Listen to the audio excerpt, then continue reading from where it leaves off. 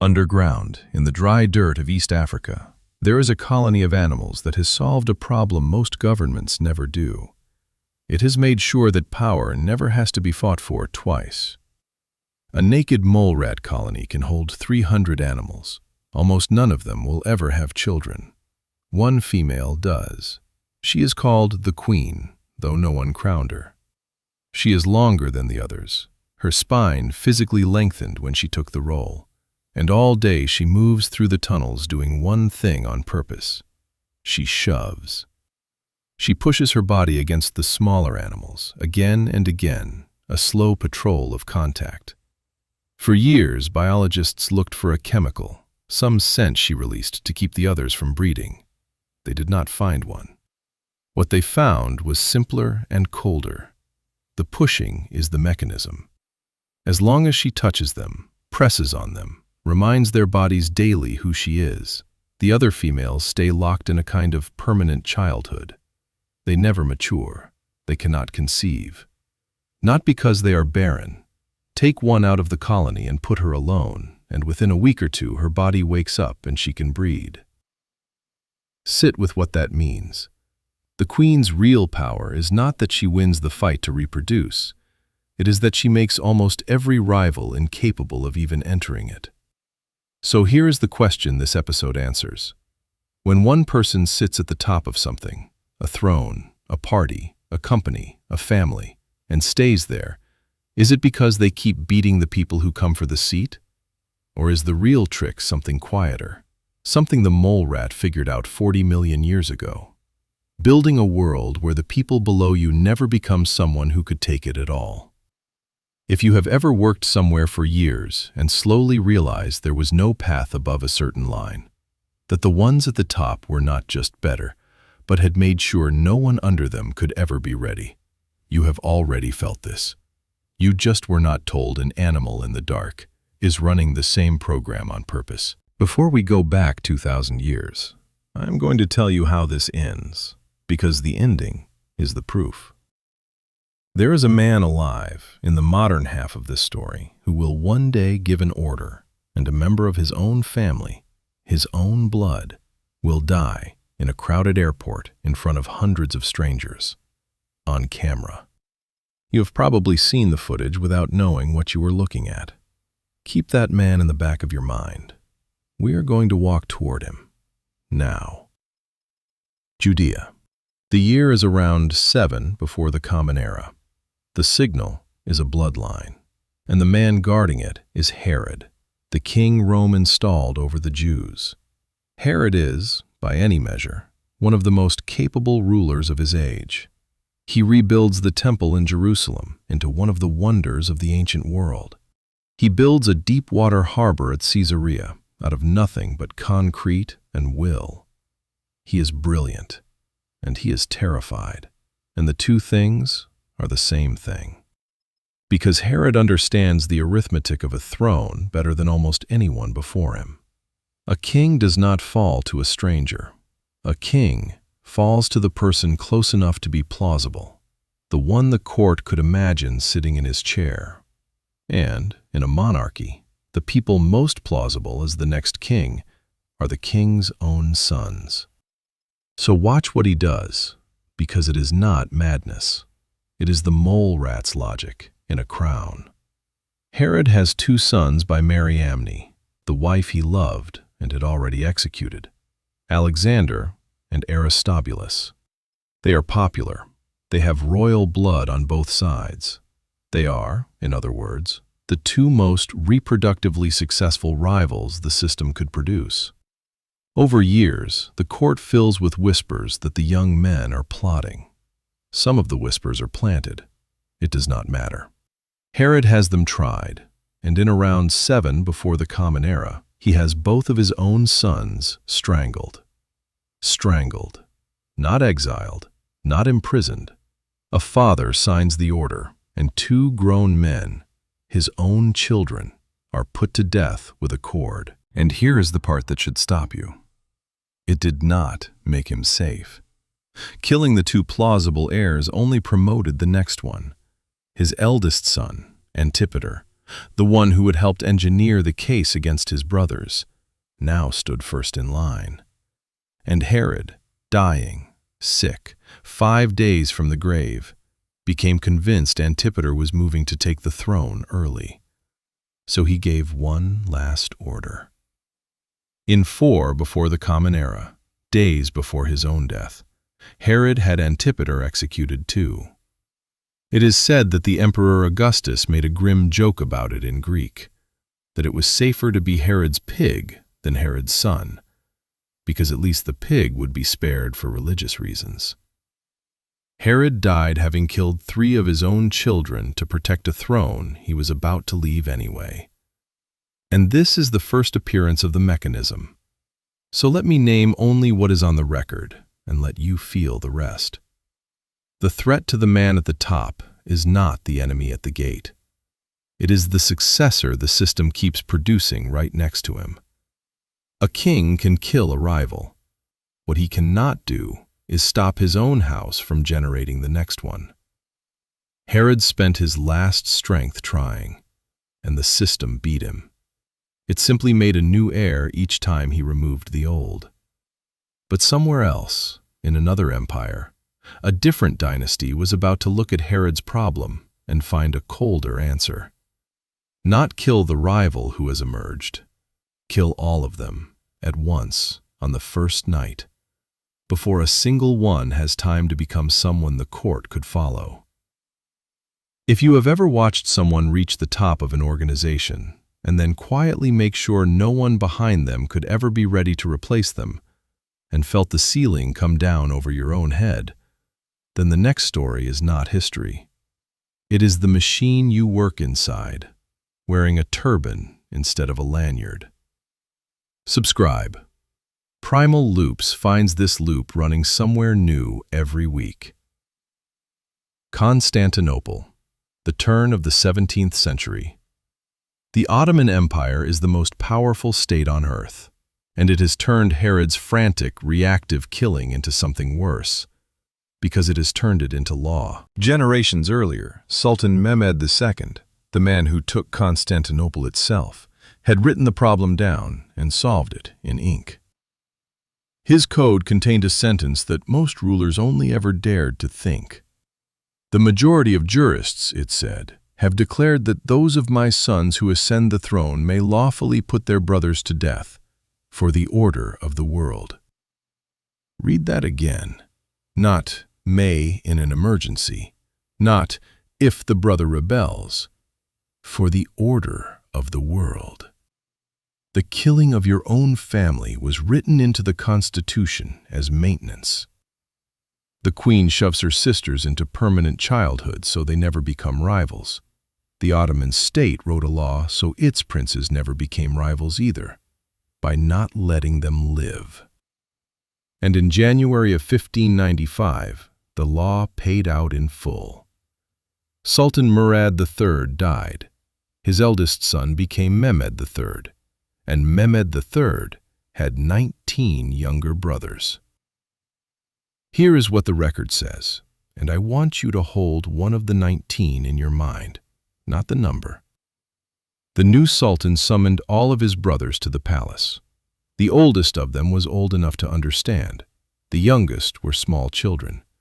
They were told it was for a ceremony, a circumcision feast, that they had nothing to fear. One by one, they were led into a side room. Waiting there were the sultan's executioners, who were deaf and mute by design, so that they could never be made to testify about what they had done in that room.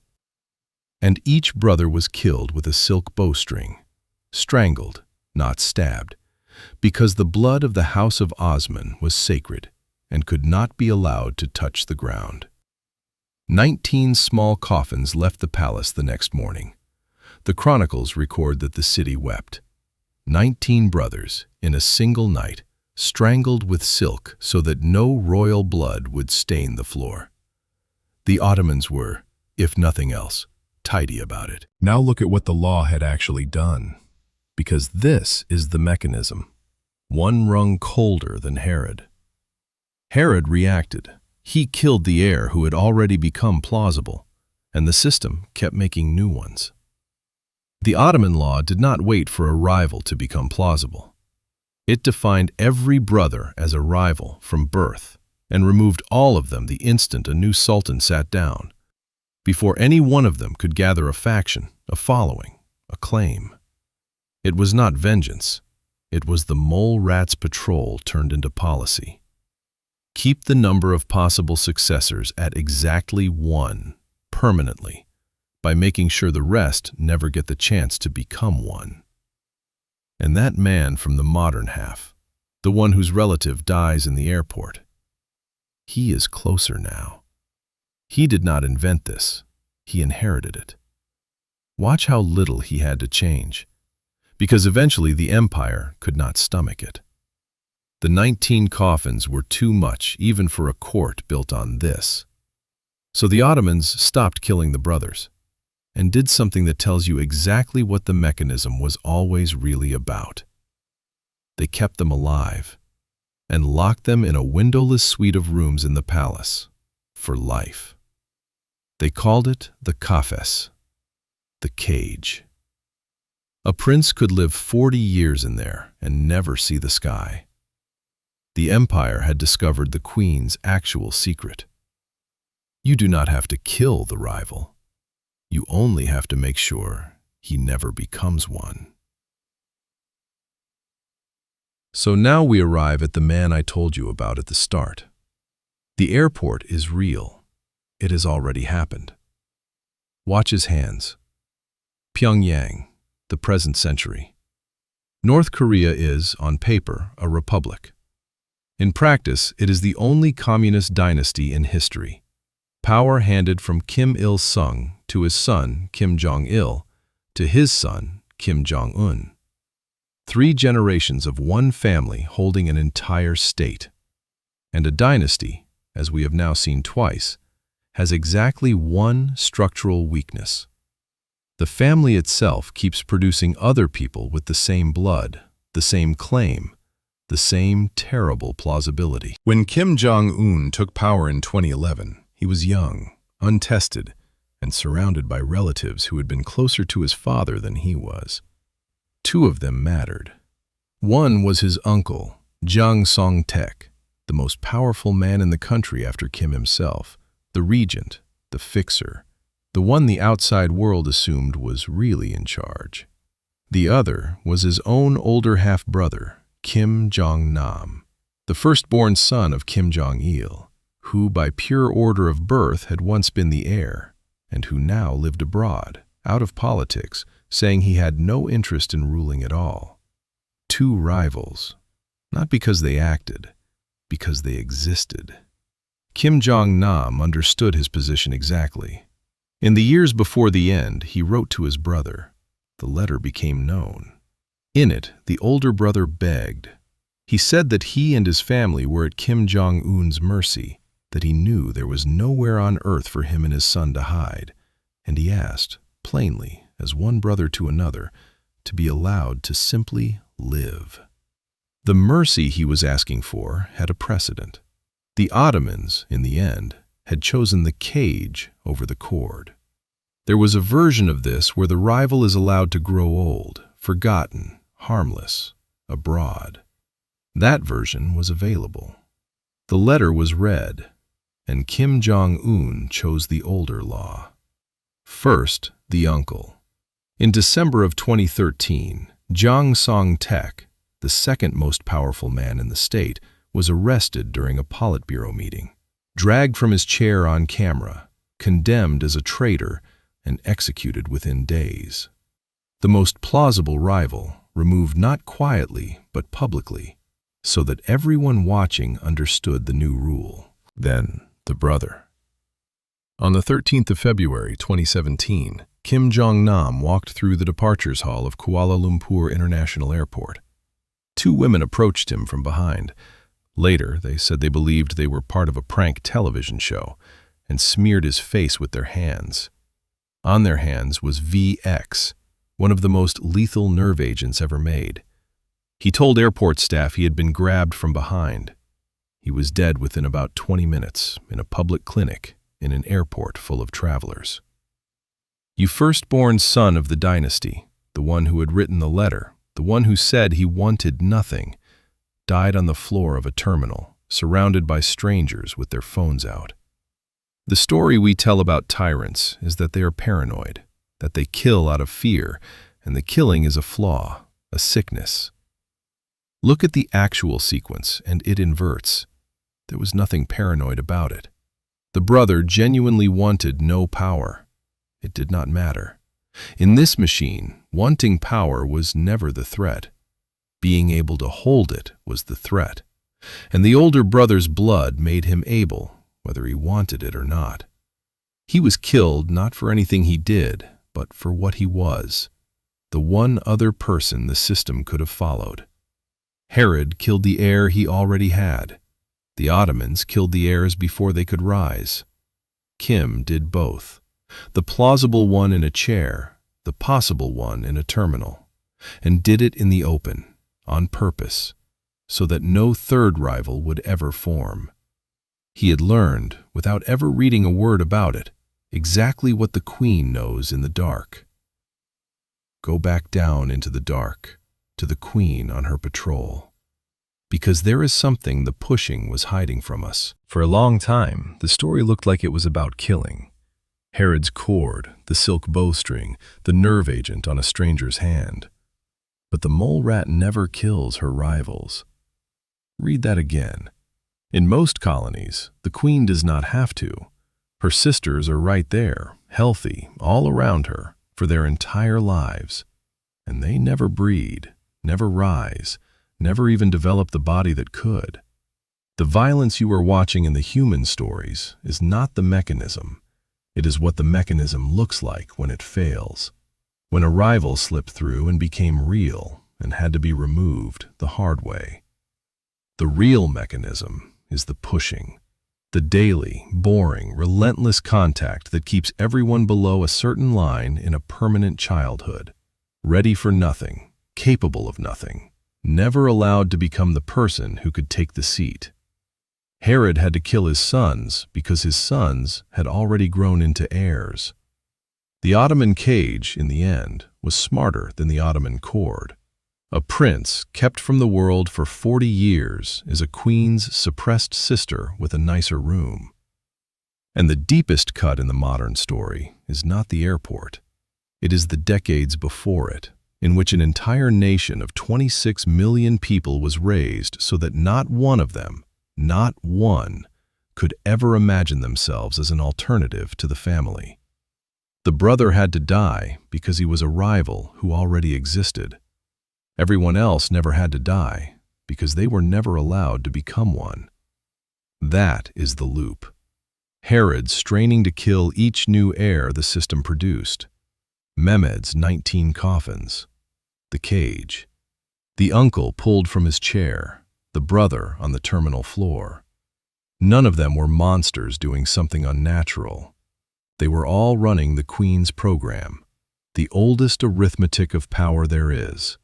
You do not stay on top by winning the fight for the seat. You stay on top by making sure the fight can only ever have one person in it. The killing is just the sound the machine makes when it slips. The queen does not shove her sisters because she hates them. She shoves them so that the word successor can only ever mean her. The people who stay at the top the longest are almost never the best fighters.